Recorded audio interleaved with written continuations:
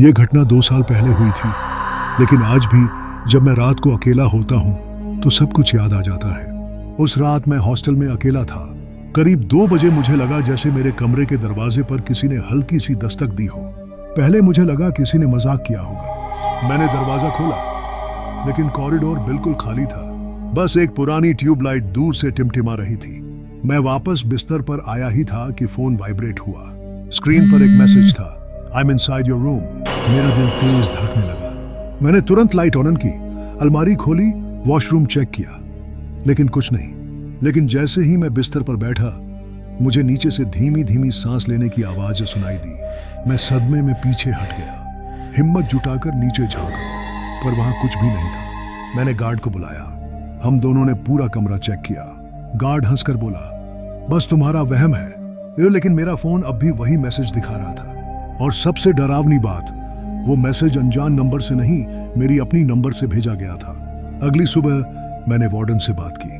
पहले तो वो गुस्सा हो गए और बोले कि मैं ड्रामा कर रहा हूं, लेकिन जब उन्होंने सीसीटीवी फुटेज देखी, उनके चेहरे का रंग उड़ गया। कैमरे में साफ दिख रहा था, रात के 2 बजे एक आदमी ब्लैक हुडी पहने मेरे दरवाजे पर आया और नॉक किया। फिर अचानक स्क्रीन ब्लैक हो गई।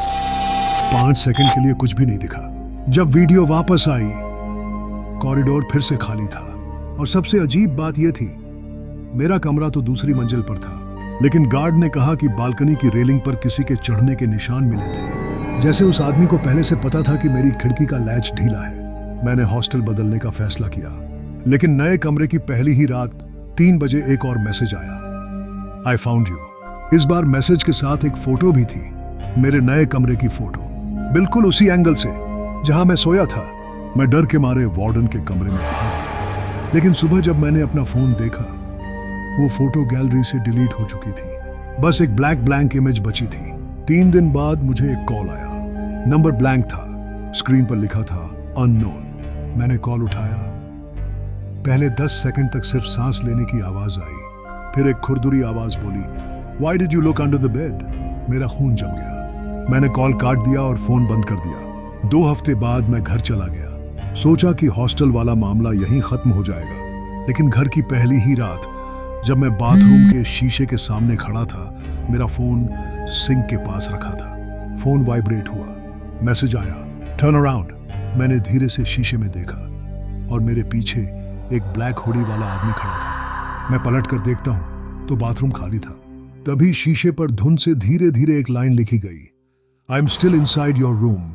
उस दिन के बाद मैंने कभी अकेले रात को रहना छोड़ दिया, लेकिन आज भी कभी कभी 2 बजे मेरे फोन पर एक नोटिफिकेशन आता है, खाली स्क्रीन के साथ, जैसे कोई मुझे याद दिला रहा हो कि मैं जहां भी जाऊं वो अब भी मेरे साथ है। लेकिन असली डर यहीं खत्म नहीं हुआ। जब मैंने नया कमरा लिया तो पहली ही रात 3 बजे वही मैसेज आया, आई फाउंड यू, और उसी के साथ एक फोटो, मेरा नया कमरा, वही एंगल जहां मैं सोया था। अगले दिन लाइब्रेरी के पुराने रजिस्टर में मुझे एक नाम मिला, राहुल सिंह, रूम नंबर 206। यही कमरा था जहां मैं अब रह रहा था। लोगों ने बताया, राहुल नाम का एक स्टूडेंट अचानक गायब हो गया था। किसी को नहीं पता उसके साथ क्या हुआ। धीरे धीरे मुझे पुराने हॉस्टल की डायरीज मिली। उनमें लिखा था, don't open the window at night. Seniors ने भी कहा कि कई लोग रात को कॉरिडोर में एक शैडो देख चुके हैं।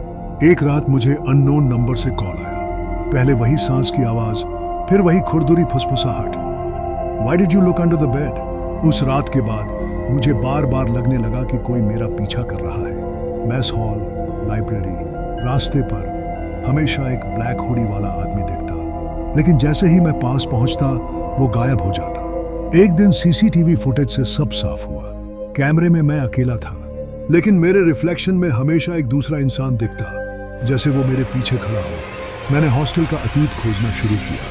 पता चला रूम 206 में पहले भी एक स्टूडेंट की रहस्यमयी मौत हुई थी।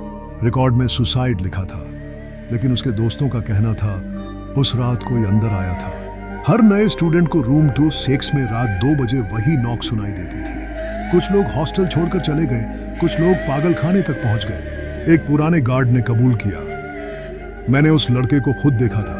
वो बालकनी से गिरा था, लेकिन जब बॉडी मिली, उसके चेहरे पर एक ब्लैक हुडी रखी हुई थी।